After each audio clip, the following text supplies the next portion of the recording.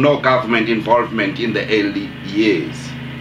The mega funds that were gained from various congregations in Africa, in the United States, were paralleled to build the early building, establish the curriculum, and generally fulfill the mission of the university, referred as the unity with the people. Wilberforce Institute enjoyed many successes in the early years. For many decades, it was famous as one of the few centers of teachers training, providing basic trades and such as printing, tailoring, shoemaking, bookkeeping, and domestic science, agriculture to many men and women in South Africa and beyond the borders of the Republic of South Africa. The educational program followed was based on the ethos of training the head for matriculation, and some of the leading universities in the United States of America and the United Kingdom. You will remember that Charlotte Maxeke, who was the founder of the ANC Women's League, happened to start this program of Wilberforce after graduating in the United States of America. Although the dominancy of the National Party in government rendered a devastating blow to Wilberforce Institute, as it did to all mission schools, already the institution had made its mark. First, as stated previously, Wilberforce Institute was one of the few institutions that was founded, staff occupied, and it excelled in providing education to men and women of this continent. We are thankful to God, and men after that took over as deans of the Ararai Theological Seminary. And this institute, the Wilberforce, produced some of the distinguished men who worked so hard for the liberation of black folks in this country. To name the few, Nimrod Sejake, who was the pioneer of Black Workers Union of South Africa. The former boxer, Ellis Brown Mukone, one of the first greatest boxers. The former Honorable Minister of Correctional Service in the new dispensation under Nelson Mandela, is a product of Wilberforce. Joshua Nkomo, a leader and the founder of the Zimbabwe African Union, is the product of Wilberforce. The former president of Malawi, Dr. Kamuzu Banda, is a former product of this institution. Relinquishing Wilberforce Institute by leasing the school to the South African government. While this decision was not altogether popular or understood, it proved to be a decision of wisdom and value, for in 1995, when the new government came to power, the A.M.E. Church was able to reclaim its land and buildings. The church then secured assistance from the United States Agency for International Development through the Office of the American Schools and Hospital Abroad to fund the construction and equipping of several new buildings that are now the home of the new Wilberforce community. The total the college has received was over $5 million to build the few. We will take a turn now and you'll see some of these buildings that we are talking about in the new Wilberforce Community College. Thank you very much, Dean. This is what we call the multi-purpose educational faculty. It's named under Charlotte Maxeke and Joseph McKinley Young. That's where we are providing some classes. Yeah. The library, the science lab, the admin block. This is the old Wilberforce Institute.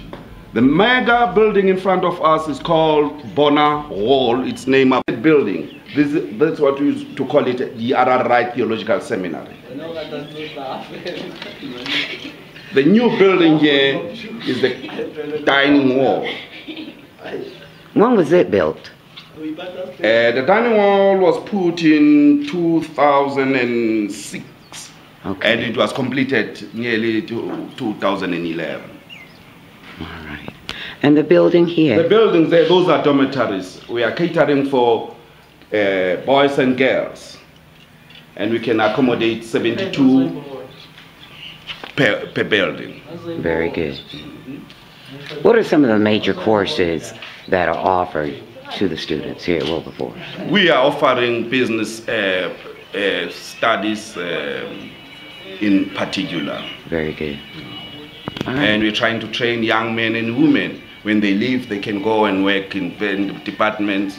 Now this one is the female dormitory. Yes, it's a female dormitory. And this is for the young men.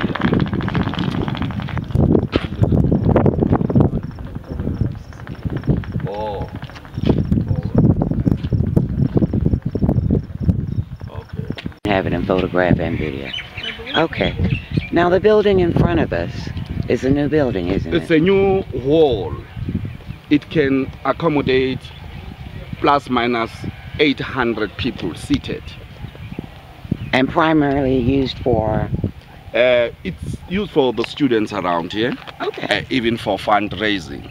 We are putting a projector that will be able to show and connect students with the entire world. If you take lecturers right in the streets while you are here using the facilities. Using the internet, yes.